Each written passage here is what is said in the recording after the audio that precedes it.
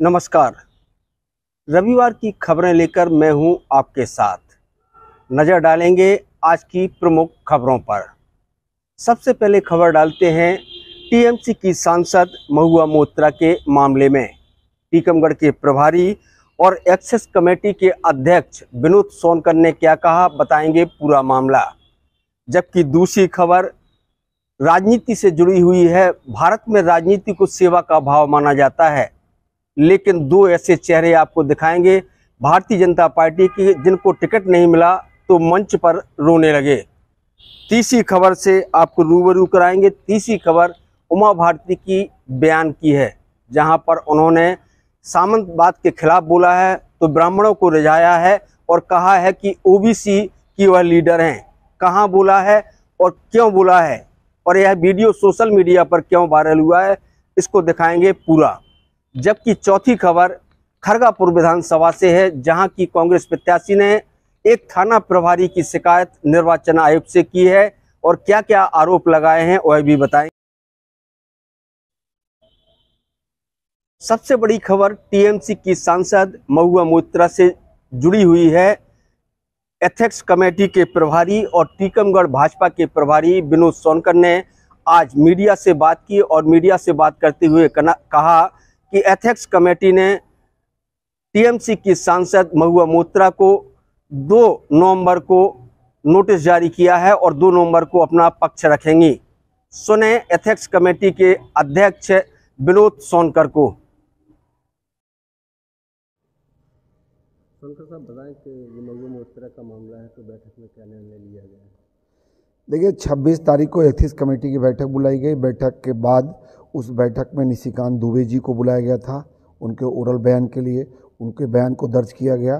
साथ ही साथ supreme court के जो लायर थे, जिनका आरोप था, उनको भी बुला के कमेटी द्वारा सुना गया।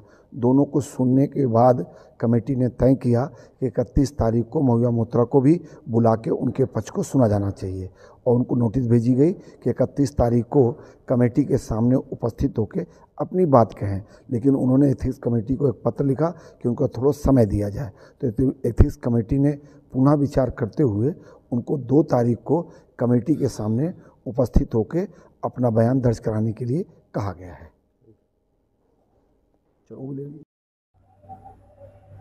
भारतीय राजनीति में जनप्रतिनिधि को समाज सेवा का भाव दिया जाता है, लेकिन 90 का दशक आते आते अब राजनीति का रूप भी बदलने लगा है। राजनीति को लोग अपना पैतृक धंधा समझने लगे हैं। जब उनको टिकट नहीं मिलता है तो वह भरे मंच से रोने लगते हैं। ऐसे ही 2 मामले सामने आए हैं। पहला मामला सागर संभाग के प्रभारी और प्रदेश उपाध्यक्ष मुकेश चौधरी का है और दूसरा मामला चंदला की निवर्तमान विधायक राजेश प्रजापति का है। दोनों को टिकट नहीं मिला तो कैसे मंच से रोए, आप भी इन तस्वीरों को देखिए। हमारे लोग संरक्षण कहाँ पाएंगे जब एक विधायक पार्टी का विधायक होते हुए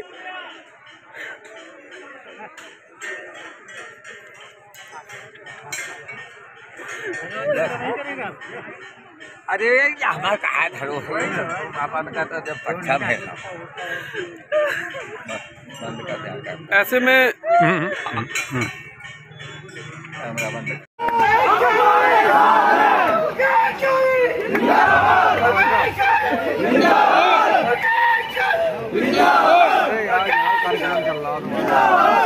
घर नहीं देखो बच्चे कहाँ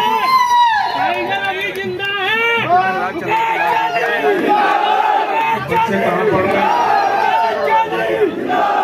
ईश्वर की कृपा से एक समझदार।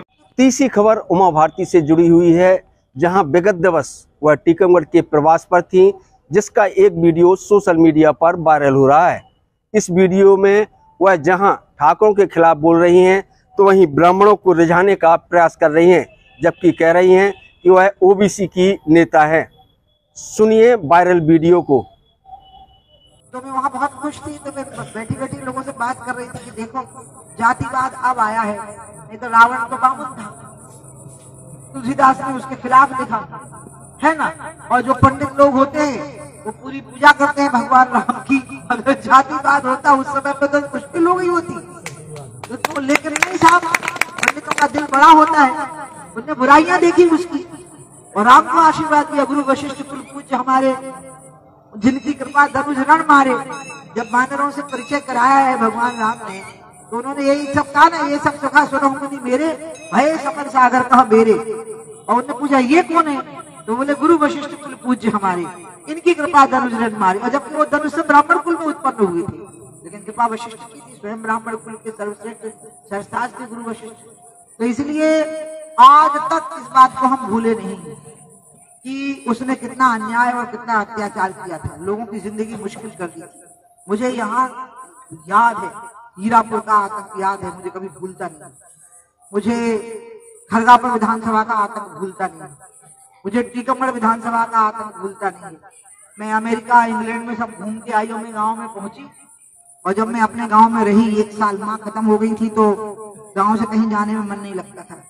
तब मैंने देखा कि पनैया पैर के नहीं जा सकता, साइकिल पे बैठ के नहीं कर सकता, उधर से दूल्हा घोरवा तो छोड़ दो, दूल्हा निकल ही जगत बारात शायद खड़े नहीं पाती, बिल्कुल बहुत बुरी हालत थी। बस में बैठ सीट तुरंत देना, जो उन्हें नहीं दी तो उसको खुलेआम झापड़ा मार रहे, बहुत बुरी हालत थी।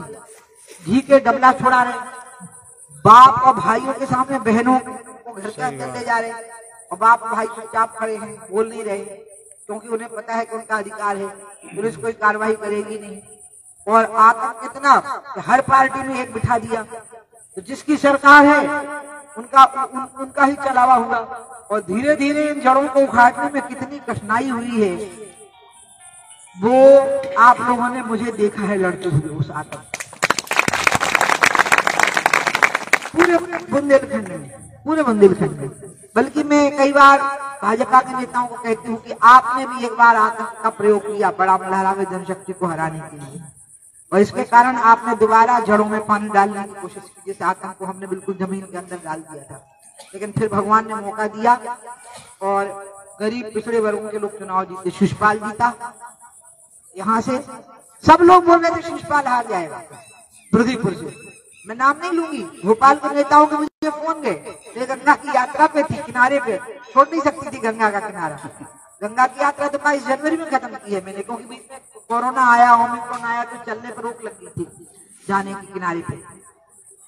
तो मुझे फोन गए कि आप आ जाइए, आपका आना जरूरी है, रेगांव वगैरह में, पृथ्वीपुर में भी आ जाइए, लेकिन आप तो जानती ही हैं। मैंने कहा क्या जानती हूँ मैं? बोले यही की सहानुभूति तो कांग्रेस को उम्मीदवार के साथ ही है, क्योंकि उसके पिता का निधन हुआ है। मैंने कहा सब फालतू की बात है, आप मुझे आने दो। और मैं गंगा का किनारा छोड़ के आई, और मैंने उसको भी पुण्य का काम माना, मैं आपको बताऊं, आने को भी पुण्य का ही कार्य माना।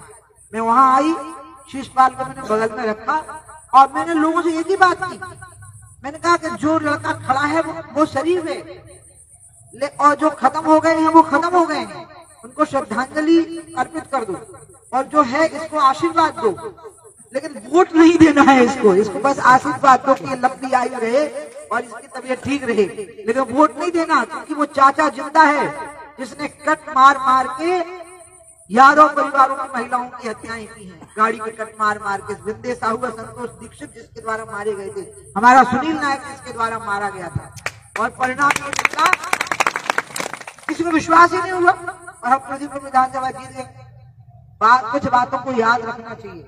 वो एक बुंदेलखंडी में कहावत है, आपको बहुत अच्छी तरह से पता होगी, कि भैया भले ही मर गए लेकिन भौजाई के नखरे तो चले गए, लेकिन भौजाई के नखरे चले गए, 2-3 दिन ही आनंद आता है, फिर पता लगता है कि संगे हमारे भी नखरे चले गए, अब वो दिन नहीं रह गए।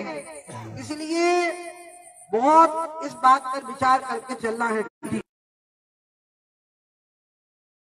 नहीं जीतने देंगे, हम लोगों से बात करेंगे, हम लोगों से पूछेंगे क्या उसने अपनी गाड़ी से कट मार के किसी की बहन बेटी को मारा, क्या उसने किसी की हत्या की, क्या उसने अपने लोगों के द्वारा, ये सब जो खड़े हुए हैं सबके सब। इसलिए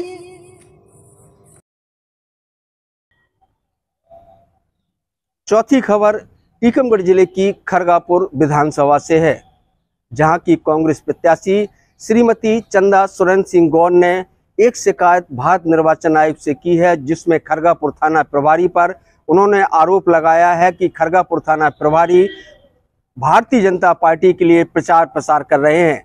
सुने कांग्रेस प्रत्याशी को। ऐसा खरगा पर टीआई है। मैंने सभी जगह इसकी सूचना दी है। माननीय एसपी साहब ने खरगापुर थाना प्रभारी की शिकायत की है, क्या मामला है? खरगापुर टीआई झूठे मामले लगा रहा है, कोई लेना देना है नहीं, झूठे मामले लगा रहा है और भाजपा की गाड़ियों में बैठ के जाता है, प्रचार करता है और चुनाव को प्रभावित करने के लिए घर घर जाके धमकाता है कि अगर भाजपा को वोट नहीं दिया तो केस करेंगे और जेल में डालेंगे। ऐसा खरगापुर टीआई है। मैंने सभी जगह इसकी सूचना दी है माननीय एसपी साहब को, माननीय चुनाव आयोग जी को, और क्या करते हैं जो लोग देखते हैं, उसको तो जिले से बाहर कर दें अभी चुनाव तक के लिए। पांचवी और अंतिम खबर थोड़ा रोचक है, देखने में आपको हंसी भी आ सकती है।